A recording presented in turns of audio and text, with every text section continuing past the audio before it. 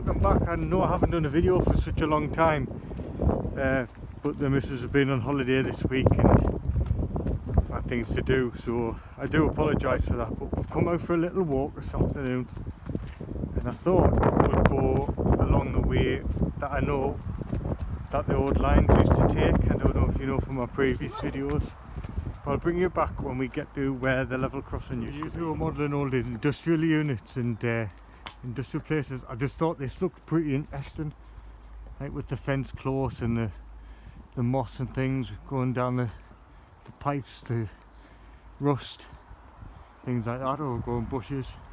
I just thought it was interesting. I know some guys have been doing videos on industrial units from the early decades of the 80s, 90s. So yeah, I just thought this would be quite interesting for you guys. So before the wind distorts all my sound, and I hope you can hear me here, this is where the level crossing used to be on this part of the road. That is the old line that way.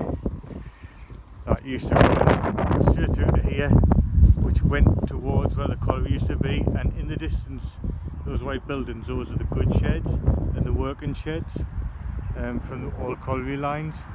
So we are going to go over here. I will find some pictures to see if we can find you. Let's wait for these cars to go past. I will find some pictures of the old level crossing and put them into this video.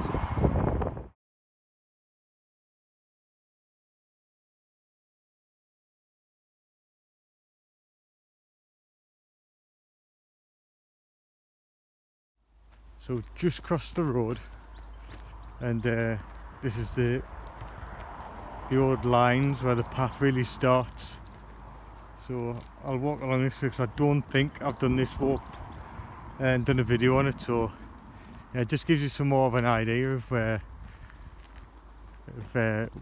way to go with old pit lines and colliery lines, which is what I'm going to try and create on the layout, which should be starting very soon. So we'll carry on and I'll bring you back.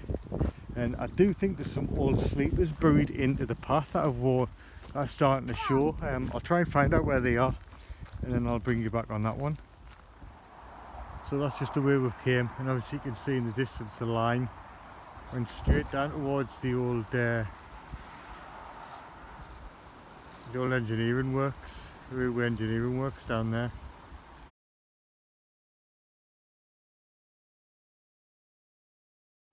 So we'll just let those people pass. We'll continue walking down here. I'm still trying to find out where this old sleeper is. We'll keep walking up here. I'm sure it's around here somewhere. We have got parts of the path that are shown, and I don't know if this is like stone, like work that's been left off an original path, or it's off old lines. But we'll continue walking up this way. And the line obviously went straight through here. It doesn't split off or anything like that, it was just one line. So we'll continue walking this way. I'll see if I can find this golden sleeper, as we're going to call it from now. The little man's enjoying the puddles on these old lines.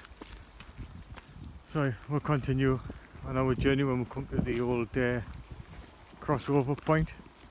So I'll bring you back. I'm sure that we're on the right track to find this old sleeper that's on the path. So we'll continue up and I'll bring you back when we come across it.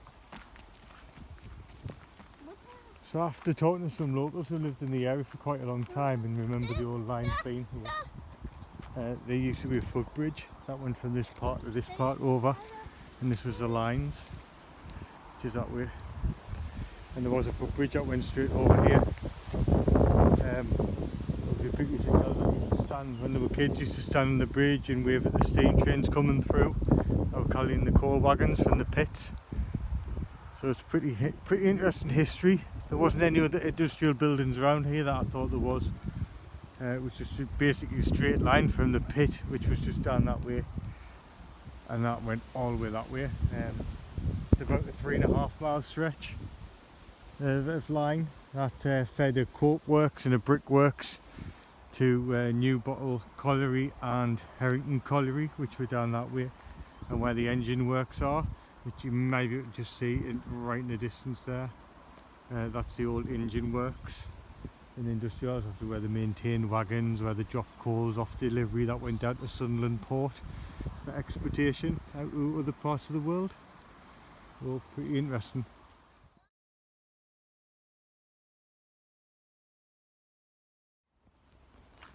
So you might be able to hear on here that it's a lot more sheltered with a high embankment still on both sides of this part of the track. And as we've walked down here, I have come across the old sleepers. So I'll let you have a look there. That's part of the old sleepers. I was told by a local that there is still some of them buried under this part of the track that they didn't pull up when they made it into like a walkway and a place where people can come and walk and spend some time in the woods and things. Don't know if there's any stuff stuck in the verges still. I haven't explored that side yet. Maybe it's something that we can do in a later video maybe. Yeah, but I just thought I'd bring you back out to explore this area because it is really a really interesting story. This is the first wagonway that was built in the world. I'll also show some pictures and some information on that as well. It was a wagonway, horse-drawn wooden wagonway. Wasn't any steel lines, it was all wooden, and it exported coal from the Lambton pit that went down to Newbottle colliery, which was closed quite early on, and then Herrington colliery was opened before obviously the industrial age really took over and they brought in railroads. So it's pretty interesting. They did find some old wagonways still buried in pristine condition a little bit further, about 5 miles away from here.